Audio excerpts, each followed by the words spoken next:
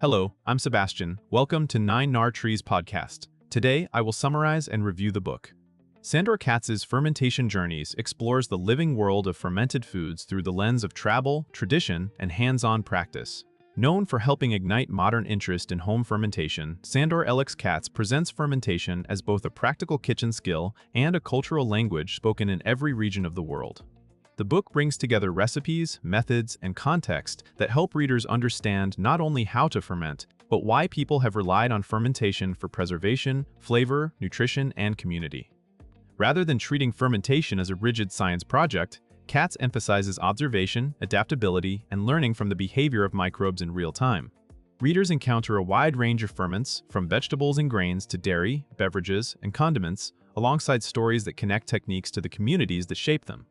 The result is an inviting guide for curious cooks who want to build confidence, expand their repertoire, and approach fermentation with respect for both safety and creativity. I will give you key takeaways from this book. Firstly, fermentation as a global food tradition. A central theme is that fermentation is not a niche trend, but a universal human strategy that arose wherever people needed to preserve harvests and transform raw ingredients into more stable, flavorful foods. Katz frames fermentation as a cultural practice shaped by geography, climate, local crops, and everyday necessity. Instead of presenting a single canonical method, he highlights how similar goals produce different solutions across regions, such as souring, salting, drying, and controlled aging. This perspective helps readers see ferments as living artifacts of history, migration, trade, and adaptation. It also clarifies why there can be many valid ways to make something as simple as fermented vegetables. Different salt levels, cuts, vessels, and seasonings reflect local preferences and available resources. For the home fermenter, this global approach reduces anxiety about doing it the one correct way and replaces it with a toolkit mindset. Understanding fermentation as tradition also encourages ethical curiosity, learning origins, acknowledging communities, and appreciating how everyday foods carry identity. The takeaway is that experimenting at home becomes richer when you recognize each jar as part of a long, shared human story. Secondly, core techniques and how to build fermentation intuition. Beyond recipes, the book emphasizes transferable technique. Readers are guided to focus on fundamentals such as managing salt, oxygen exposure, time, temperature, and cleanliness, while allowing for variability. Katz often advocates learning through sensory cues, smell, taste, bubbling activity, texture changes, and surface growths that signal what is happening in the vessel. This approach builds intuition, which is crucial because fermentation is inherently dynamic and depends on local microbial ecosystems. Practical technique includes choosing appropriate containers, keeping fermenting foods submerged when needed, and understanding when a ferment is progressing normally versus when it may be compromised. The emphasis is on risk awareness without fear, encouraging people to start small, keep notes, and iterate.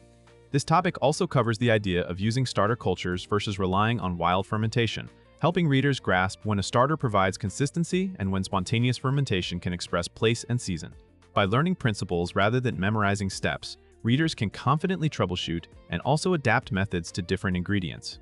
The end result is a more resilient skill set that supports both safe outcomes and creative exploration.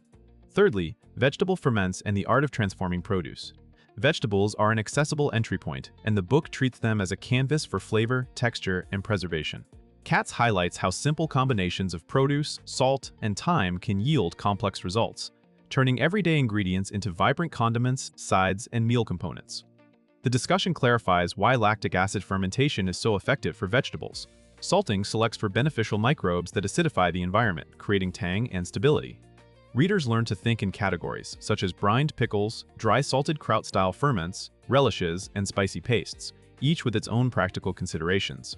Attention is given to cut size, which influences fermentation speed and crunch, and to seasonality, because sugar content and water levels affect outcomes.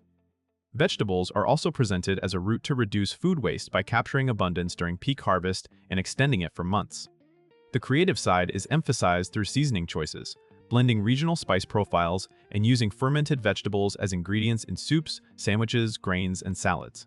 This topic helps readers move from making a single jar to building a fermenting habit that supports everyday cooking and a more resilient pantry. Fourthly, fermented drinks, dairy, and other living staples. Fermentation extends well beyond vegetables, and the book broadens the reader's view with beverages, dairy ferments, and other staple transformations. Katz explores how fermentation can create effervescence, acidity, and complexity in drinks, offering alternatives to heavily processed sodas and enabling home-crafted refreshers that can be tuned for sweetness, strength, and time. In dairy and dairy-adjacent ferments, the focus often shifts to texture and tang, demonstrating how microbial activity can thicken, preserve, and deepen flavor. Readers are encouraged to understand the role of temperature and culture selection, especially when working with milk, where consistency and food safety practices matter. This topic also highlights how many cultures developed fermented drinks and dairy foods as everyday nourishment, not specialty items. For modern readers, these ferments provide variety for the gut and the table, while also offering opportunities to reduce reliance on packaged products. Katz's broader message is that once you grasp the logic of microbial transformation, you can apply it to many staples, creating a kitchen ecosystem where homemade ferments become normal components of meals, snacks, and hospitality. Lastly, community knowledge, experimentation, and responsible practice. Katz places fermentation within a social and ethical frame, emphasizing shared knowledge, learning from elders, and exchanging cultures and techniques. This topic encourages readers to treat fermentation as participatory rather than purely instructional. You can follow a recipe, but you also benefit from talking to people, observing regional methods, and learning how traditions evolve. The book supports experimentation, adjusting salt, mixing ingredients, fermenting in different seasons, and making small batches to discover personal preferences. At the same time, it promotes responsibility by encouraging readers to understand basic safety signals and to respect the living nature of ferments. Rather than rigid rule lists, the emphasis is on informed awareness, knowing what normal fermentation looks like, how to prevent common issues, and how to make choices that fit your comfort level. This is also where the book connects fermentation to self-reliance and empowerment, showing how simple household skills can rebuild relationships with food systems. The message is that fermentation is both craft and conversation, and that the best results come when curiosity is paired with careful attention, humility, and willingness to learn over time.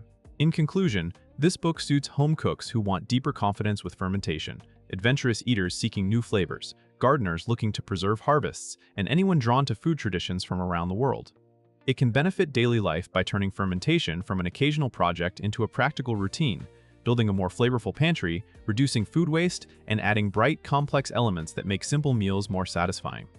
The emphasis on principles also helps readers develop problem-solving skills, so they can adapt techniques to whatever ingredients and seasons they have, rather than depending on specialty kits or perfect conditions. Compared with many fermentation books that focus narrowly on a single category, this one stands out for its broad cultural lens and its encouragement of adaptable, experience-based learning. It does not treat fermentation as a fussy laboratory exercise, but as a living kitchen craft with room for personal taste and local variation.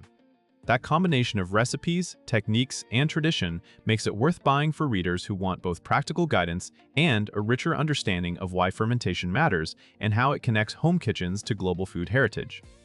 If you would like to support Sandor Ellix Katz, you can buy the book through the Amazon link I've provided in the podcast description. After reading the book, please let me know what you think and share your thoughts. See you around.